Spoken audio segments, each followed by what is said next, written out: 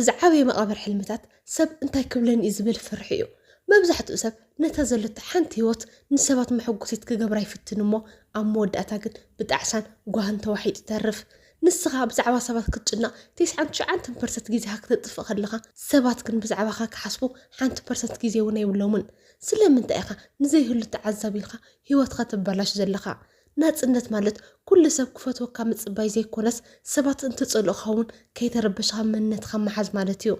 كابزنا أمور وطر نموزع إذا مشدشت مسترات مفتح كخانة خيام سلام إذا channel سنلبونايو إذا ما دبز سنة دركم دما أنا حفتكم ليدعية ناس channel حدش نتقولكم سبسكرايب جورو قدامي سبات بزعبا خا كندت نسخة تحسبو أي قدسون يوم ما بزحت جزي سبات كل من قصاصي يعزونا لو يلا نجنا اتحققن سبات ما بزحت جزي بزعبا جزاء رسوم بزعبا سقاتهم من نابرؤ من يوم زحسبو نعاخذ هو خاجزي أزي وحديو سلازي اتقبر اسخافت إرخاي زلخة تعذابي ما بزحت جزي ناي أمرخا فردنبر ناي بحق يكونن أب أمرخا نسخا ناي هوتخا كان تواسعيخا كل سبب ما كم تعذابي وي كم توسخ تواسع غير يوم اتزقرم كن اتنسخت فرح سبون لك كما خايز حسب نسون ناي جزاء رس دراما لو نسو بزعوات لهم تزارب جيجا زربا بزعوات زلوب سخدان وي بزعوات زي تعوت السرح كتشنا يزوعد نعخا كعزبك جيزي يبلون نسخة بزعبا جزاء رسخ كتشنا 99% جيزي كتوسد خلقا نسبات 1% طرع خطوبو نساتمون لك كما خايم زقبرو حدث بزعبا خريطة كب كله بزعبا خزي كونس بزعبا جزاء رسي الزارب زلو حدا بوشتو قسانة زلو سب نعخا كليكا هلو صبو نجر طرع يزري حدا بوشتو سوغدا ويكن زلو سب كن ولا ورق انت لبسخا قودا لخا كدليو سلازي اتنساتم زلو نجر نايت منت صرم حبرنبر نات كان بحق مسلي ايكونن امو سلم انتي بناي سبات حبر زلو منت اتجنا اتزعبي ناتنت زي تقداسنت يوم اذا حق زي مسترد اخا عابي عرفتي سمعك سبا سلزي قدسو لي زدلخو كخون زدلخو كزارب كسحق كودقن كتسنات نتالن كتبل تجمر بزعبا سمجنا كتحدك كلخا لك كم تحدك برتع صحينا بطلال زاتو سب فخوس يبلكا لومي حادقي كانت جيرخا وي سب سحق كانت مسيلكا ازي كتذكر لك نساتهم بزعبا رؤسهم يمسحسبو زلو انا جما بزعبا رؤسي حسب لخو اتحقني عوت نسبات امينكا كتنبر زي كورس ننبسخ امينكا كتنبر كلخايو كالاي هيوت ناتكايا واغا تخفل لا دما نسخه طريخا نسخه بزيد الخيو منقد انت نويرخا اتسعبينو غواهي تعسا نعخا اذا تقع اتم كبلخا تصنحو سبات ابت شجرخا غيزي اللون هيوت حصر سلا زخونت بناي سبات ممرح كتنبر ايغبأكن سبات كم زغبر كم زي تغبر زي متنكاني كبلخا كلو نعاتم زخونه زخفلو واغا يلن نساتم رؤيتو هيبو نابرኦም يملسو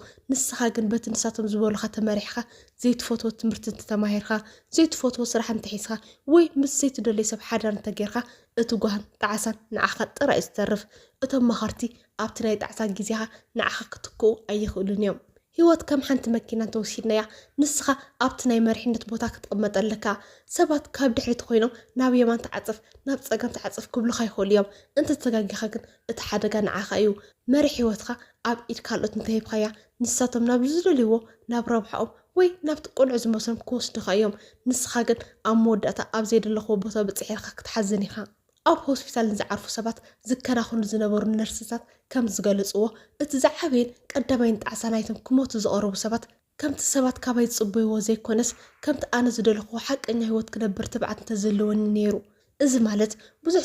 ሰብ እንታይ ክብለኒ እናበለ ሕልሙን ድሌቱን ቀቢሩ ይነብርሞ ኣብ መወዳእታ ህይወቱ ግን እቶም ሰብ ዝበሃሉ ዋላ ሓንቲ ከም ዘይረብሑ ይርዳእ ሰብ እንታይ ክብለኒ ኢልካ ካብ ምፍራሕ ዘለዓለ ሓደ ዓቢ ዕድል ተምሊጥካ እቶም ሰባት ጽባሕ መጽዮም ኣይትሕዘን ንሕና ኢና ዕድልካ ዘጥፋናይ ኣይብሉኻን እዮም በኣንጻሩ ስለምንታይ ዳ ዘይገብርካ ኢሎም ክንኦፍካ ይኽእሉ እዮም ኣብ ግዜ ውድቀት ኣብ ግዜ ሕማምካ ወይ ኣብ ግዜ ድኽነትካ እቲ ጾር ዝሽከም ንስኻን እቶም ኣዝዮም ዝቐርቡካ ውሑዳት ሰባት ጥራይ لومي حد وسان كتوسن خلقة ننبسخ كم زي الخحتة إذا وسان زي أنت تجاكي اتواجد خاف المنيو مرسو أنا انتقينو اتوسانون ناتكات ريك خونا اللواء سبات كزهرو يوم مغنياتو سرح نايتم زي سرح سبات مزراب تريس لزخوانا نسخاقن نايهو تخوان ناخون اتحق إنك كبري مسابات تسمع ميخا من بار زي كونس مسحلنا خا تسمع ميخا من باريو نسخان بعلخا بزينا برخيا هيوس كهال اسب كنبرلخا أي خلنيو سالساي ፍጹም ክትኸውን ኣይትጽዓር مبزحتو جزي سب كيبلني لانجنا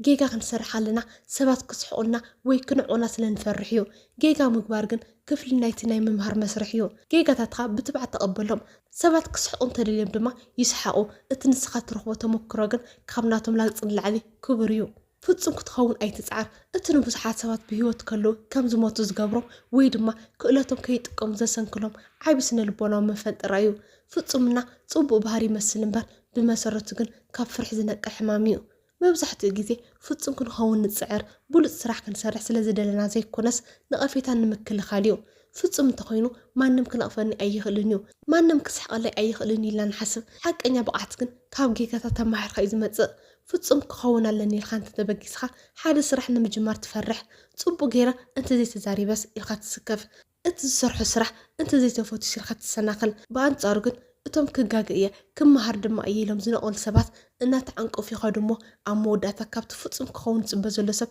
ኣዝዮም ይርሕቑ ጌጋታት ናይ ምዕባለ መሳልል እዮም ፍጹም ዝኾነ ሰብ የለን ኩልና ስብራትን ጎደለታትን ኣለውና እቲ ዝገርም ግን ሰባት ናብቶም ፍጹማት ክኾኑ ዝፅዕሩ ሰባት ዘይኮኑስ ናብቶም ሓቀኛታት ዝኾኑ ሰባት እዮም ዝሰሓቡ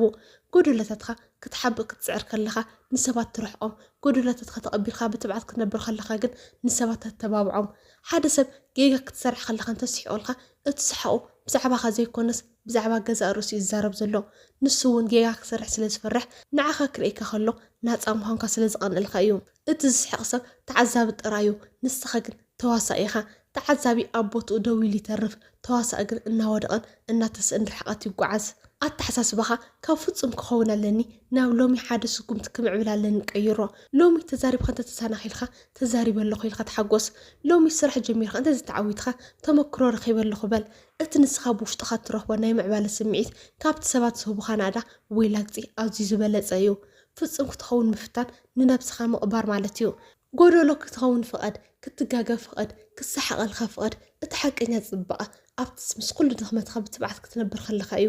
ራብዓይ ንኹሉ ሰብ ክትሕጉስ ምፍታን ናብ ወድቀት ዝወስድ መንገዲ እዩ ንኹሉ ሰብ ክትሕጉስ እንተፈቲንካ ኣብ መወዳእታ ንገዛእ ርእስኻ ኢኻ ትጸልእ ሰባት ዝተፈላለዩ ድሌትን ኣረኣያን ስለ ዘለዎም ንሓደ ክትሕጉስ ከለኻ ንኻልእ ክትቀይም ትኽእል ኢኻ ስለዚ እቲ ቀዳማይ ክትሕጉሶ ዝግባእ ሰብ ገዛእ ርእስኻ ጥራይ ንኹሉ ሰብ ክትሕጉስ ምፍታን ልክዕ ከምቲ ኣብ ሓደ ግዜ ንኹሉ ኣንፈት ዓለም ሰሜን ደቡብ ምብራቕ ምዕራብ ክትጎይ ምፍታን እዩ ሰባት ዝተፈላለዩ ድሌት ድሕረ ባይታን ትፅቢትን ዘለዎም ንሓደ ሕያዋይ ኮይኑ ዝረኣየ ተግባር ንኻልእ ድኹም ኮይኑ ክረአዮ ይኽእል ንሓደ ሰብ ትኩር ክትኸውን ክደልየካ ከሎ ካልእ ድማ ቀሊል ክትኸውን ይደልየካ ስለዚ ንኹሎም ክትሕጉስ እንተፈቲንካ ኣብ መወዳእታ መንነት ዘይብሉ ሰብ ኢኻ ትኸውን ንኹሉ ሰብ ክትሕጉስ ክትብል ንዓኻ ዘይጥዕበካ ቦታ ትኸይድ ንዓኻ ዘይሕጉሰካ ስራሕ ትሰርሕ ከምኡ ድማ ምስ ዘይትፈትዎም ሰባት ግዜኻ ተጥፍእ እዚ ማለት ናይ ሰባት ድሌት ቀዳምነት ክትብ ከለኻ ነቲ ናይ ውሽጥኻ ድምፂ ተቐብረለኻ ማለት እዩ ንኹሉ ሰብ እወት ትብል እንተኮይንካ እቲ እወት ትብል ቃልካ ዋጋ ይብላን ዋጋ ትረክብ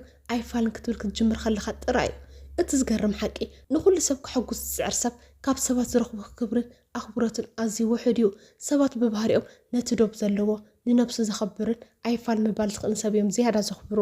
እቲ ሓቀኛ ዓወት ቁኑዕ ምዃን እዩ ኣብ ክንዲ ክፈቱን ኣሎም ኢልካ ትፅዕር ቁኑዕ ክኸውን ኣለኒ ኢልካ ትፅዓር ቁኑዕ ክትኸውን ከለኻ ገለ ሰባት ክፈትውካ እዮም ገለ ሰባት ድማ ክፀልኡካ እዮም እዚ ድማ ንቡር እዩ እቶም ብሓቂ ንዓኻ ዝምጥኑ ሰባት ነቲ ሓቀኛ መንነትካ ኣኽቢሮም ክቐርቡካ እዮም እቶም ንዓኻ ክጥቀሙ ዝደልዩ ግን ክርሕቑ እዮም እዚ ድማ ንዓኻ ዓብዪ ረብሓ እዩ ሂወትካ ንሰባት መሐጎሲት ኣይኮነትን ሂወትካ ናትካ ናይ ብሕቲ ጉዕዞ እያ እቲ ንስኻ ክትሐጉሶ ዝግባእ ቀዳማይ ሰብ ገዛእ ርእስኻ እያ ንስኻ ምስ ነብስኻ ሰላም እንተለካ እቲ ቁኑዕ ዝበልካዮ እንተጌርካ ሰባት ዝበሉ እንተበሉ ኣብ ውሽጥኻ ዓብዪ ዕረፍቲ ክህልወካ እዩ ዋላ እቲ ዝበለፀ ሰብ ኩን ገለ ሰባት ክፀልኡካ ምዃኖም ኣይተርፍን እዩ ስለዚ ስለምንታይ ኢኻ ንዘይከኣል ነገር ግዜኻ ተጥፍእ ነፃኹን ሓምሻይ ነቐፌታ ክመፅእ ምዃኑ ተቐበሎ ዝኾነ ዓብዪ ስራሕ ዝሰርሕ ሰብ ነቐፌታ ኣይሰኣኖን እዩ ዋላ እቶም ዝበለፁ ሰባት ነቢያት መራሕቲ ስለ ጥበበኛታት ተነቒፎም እዮም ስለዚ ነቐፌታ ክመፅእ ከሎ ከም ሓደ ክፍሊ ሂወት ጌርካ ተቐበሎ እምበር ከም ዓብዪ ደው ዘብል ዕንቅፋት ኣይትውሰዶ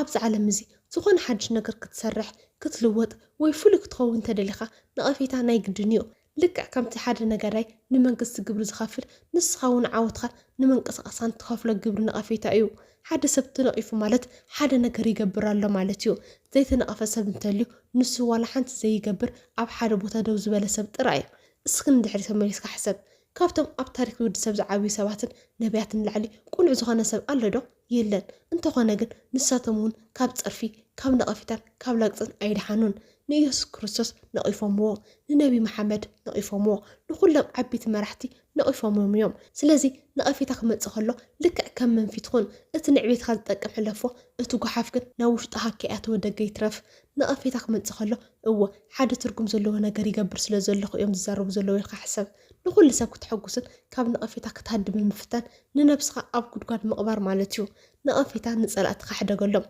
ስራሕን ምዕባለን ግን ንዓኻ ይኹን እቲ ዝነቅፍ ሰብ ኣብ ዳርጋ ኮይኑ እዩ ዝጭርሕ ንስኻ ግን ኣብ ማእኸል ሜዳ ትፃወት ኣለኻ እቲ ፀዋታ ዝውስኖ እቲ ተፃዋታይ እምበር እቲ ተዓዛቢ ኣይኮነን ሻድሻይ ናይ ሰባት ርእቶ ንዓኻ ኣይገልፀካን እዩ ሰባት ብዛዕባኻ ዝህቦ ርእቶ ካብቲ ንስኻ መን ምዃንካ ንላዕሊ ንሳቶም መን ምዃኖም እዩ ዝገልፅ ሓደ ሰብ እንተነቒፍካ ብናቱ መነፅርን ብናቱ ሕልፍን ተመክሮ ኮይኑ እዩ ዝርእካ ስለዚ ናይ ሰባት ርእቶ ከም ሓቂ ዘይኮነስ ከም ናይ ውልቀ ሰብ ኣረኣያ ጥራይ ውሰዶ ሓደ ሰብ ብዛዕባኻ ንስኻ ንፉዕ ኣይኮንካን ወይ ኣይትኽእልን ኢኻ ክብለካ ከሎ እዚ ዘረባዚ ብዛዕባኻ ዝኾነ ሓድሽ ነገር ኣይፈጠረን ንሱ ዝገብሮ ዘሎ ነቲ ኣብ ውሽጡ ዘሎ ፍርሒ ቅንኢ ወይ ድሩት ኣተሓሳስባ ናባኻ የንፀባርቕ ጥራይ ዘሎ